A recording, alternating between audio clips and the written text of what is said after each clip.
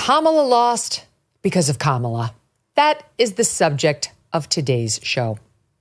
You know, I really thought that someone on the left would write this. I've been saying this, the true story of how Kamala Harris lost the presidential race. I thought that they would be so angry with her for losing to Trump that they would be clamoring to write the in-depth piece on how she blew it, you know, like journalists. Silly me. I thought we'd get to read all the juicy details about how this well-known bully who lost 92% of her staff as vice president because no one could stand working for her was impossible to manage, wouldn't take advice, couldn't execute prepared strategies, was too paralyzed with fear to make decisions, except for the big one that she did make, which was to pick Tim Walz as her running mate, which turned out to be an absolute disaster. But so far, nothing. There's really been only a couple of lame pieces, and none have really gone in depth behind the scenes. Maybe it'll still happen. But truly, what's happened so far is it's been mostly she lost because of racism and sexism, and maybe because of Joe Biden. We are being spoon-fed a bunch of nonsense. Oh, what a change. About how Kamala Harris hit all of her marks. I mean, you can't be mad at her. She hit all of her marks. These are lies. Maybe it's just easier for them to blame Joe Biden. He's the white guy who stayed too long and was far too infirm. I guess he's not going on Mount Rushmore anymore. I remember Nancy Pelosi. No, so it's a no. Or maybe it is because this is the Democrat Party and you don't blame problems on black women, period. It doesn't matter how terribly they have behaved. I give you Donna Brazile, who cheated on a presidential debate and now has had not one, but two contractor or contributor deals with network news, Fox and now ABC. It's unbelievable. Sure, some white man would have the same deal, right? The way Joy Reid has survived, despite the anti-gay slurs all over her blog, her lies about how she'd been hacked and the FBI was investigating. So weird how that never went anywhere. And now, years of open, abject hatred of whites. They're fine with that. I don't know exactly the reasons why they're not doing it or whether they will do it. I'm still an optimist at heart, I guess. But look, before we close this chapter in presidential history and say, sayonara, Kamala, I decided we need to take an honest look back. So here goes. From the start, it was very important that we get her name right. Confusion is understandable. Disrespect is not. What are you here to do? To teach you how to say your auntie's name. Okay, so how do you pronounce it? First you say comma like a comma in a sentence. Then you say la like la la la la la. Put it together and it's 1, 2, 3, Kamala.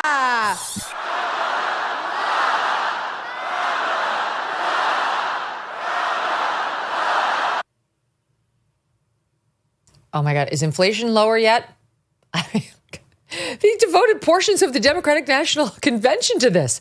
And then if you did not get her name right after you'd received the lesson, you were racist. Just ask Nancy Mace. When you disrespect Kamala Harris by saying you will call her whatever you want, I know you don't intend it to be that way. That's the history and legacy of white disregard for the humanity of black people. Oh, so now you're calling me racist. I didn't say. I just said you weren't a BS. racist. That is complete. No, you don't have to intend racism to. No. You are. Get your name and right. Kamala Harris. If Kamala. I were Kamala. You said this. We don't call you Nancy. It's Kamala. You're doing this on purpose, Congresswoman. That's disrespectful. Just a second. Okay. Helpful articles were written explaining that mispronouncing someone's name is a microaggression, an effort to disparage them, a disrespect rooted in the racist tradition of othering black people in subtle but meaningful ways. Even though it's routinely done to white people as well, like Matt Gaetz and Demi Moore, Ralph Fiennes, Steve Buscemi. Here's MSNBC's Nicole Wallace this week pretending while on air not to know how to pronounce or even spell that pesky Pete Hegseth's name. Or the Fox Weekend guy whose name what is his name? Pete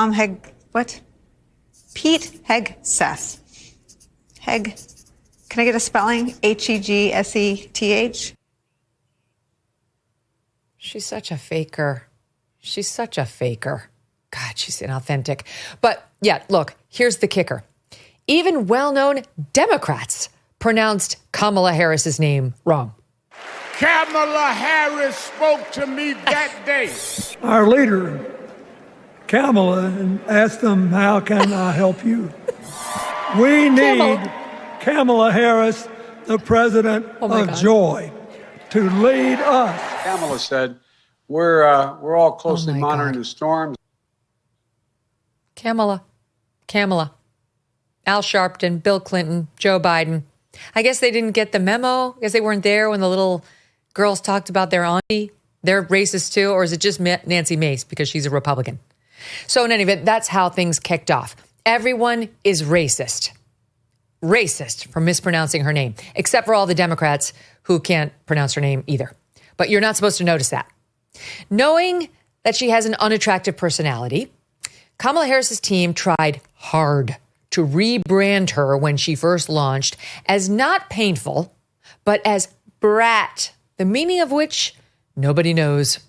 Charlie XCX, who I do know, quote, brat, you're just that girl who is a little messy and likes to party and maybe says some dumb things sometimes. Very cool. I'm sure that messenger really communicated to the young folks when she told them she is brat. So the message for voters is she's not awkward. She's not off-putting. She might be dumb, but she's actually the cool wine aunt you love to hang with at Thanksgiving. Absolutely perfect for the presidency. Everything about her had to be made over, you see, because the public spent 4 years watching her and had come to deeply dislike this woman. In June 2024, this past June, a majority of Americans had an unfavorable view of her. For over 40%, it was very unfavorable. The most important rebrand to start with her makeover, the cackle.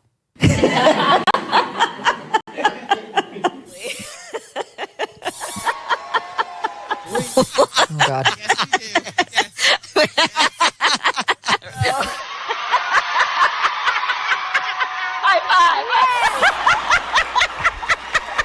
Wow. Okay, I can first. That's a lot. It's a lot. It's not a cackle, they told us. It's joy.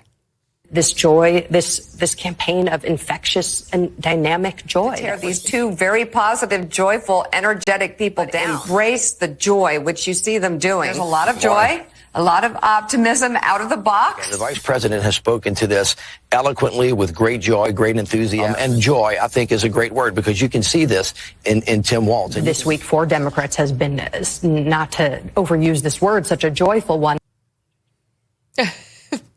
And just in case you weren't convinced and you actually think she does cackle, her cackle's amazing. It's amazing, and it's just being weaponized against her. Your opponent and Republicans have at times weaponized you laughing. And what do you make of Republicans using that as a way to suggest that you're not a serious candidate? There's sometimes when your adversaries will try and turn your strength into a weakness. Don't you let them. Get off Kamala Harris's dick about her laugh. And number two, get rigorously honest with yourself and go get some therapy and talk about how clearly you have such a hard time wrapping your head around the idea of a smart, successful, self-made, confident woman who is able to easily and frequently find and express joy. Tale of two tickets. One radiates joy. The other is dour and frankly frightening. And this is how you know the Republicans are freaking out about it. Vice President Kamala Harris is criticized for her race, gender, and parental status, but also for laughing. As if an infectious, energizing belly laugh, the literal display of joy, is a bad thing? Infectious and energizing. Whole think pieces were written, like this one from The Atlantic entitled, Kamala Harris and the threat of a woman's laugh, which told readers Trump doesn't really laugh. He smirks. He bares his teeth silently. Bares his teeth, I say. He's a rabid dog, you see. Kamala, according to The Atlantic, well, her laugh is wholesome. It's honest. It's human. In fact, they write, quote, criticism of emotional expression has long been a weapon of choice for those wanting to cut down women in political power. Criticism of her laugh is weaponization, they say. Trump, you see, is rabid with bare teeth. Kamala is wholesome. And disagreement means you're just threatened by an honest woman. In sum, she does not cackle. She is joyful and also wholesome and honest and human, and you're sexist. Thanks so much for watching. If you like what you just saw, hit the subscribe button for more clips and full episodes.